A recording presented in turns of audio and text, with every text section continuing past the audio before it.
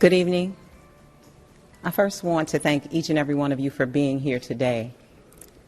This has been a difficult year for everyone involved.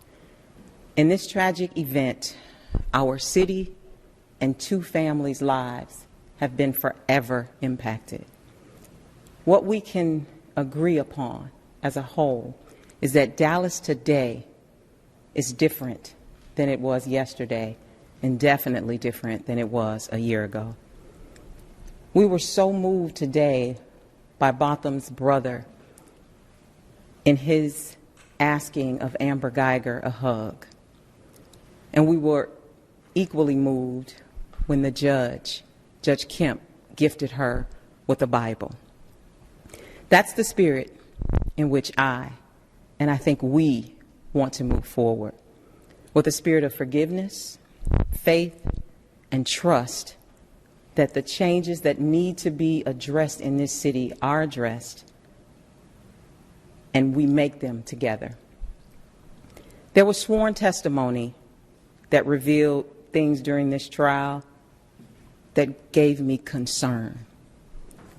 What you saw and heard was disheartening, and I can only imagine the community's perception of who we are as a Dallas Police Department, and if we're truly honest with one another, what law enforcement is or who law enforcement is across this country. What I can say is that the testimony that came out in this trial is not reflective of the men and women of the Dallas Police Department.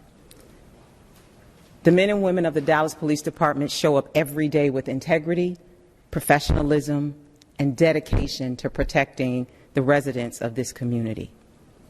And it doesn't reflect where I want to take this organization, along with my command staff.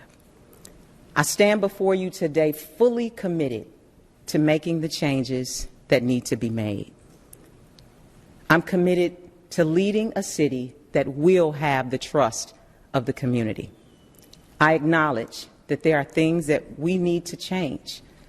There are areas of concern that we need to address, and I pledge that we will make those changes.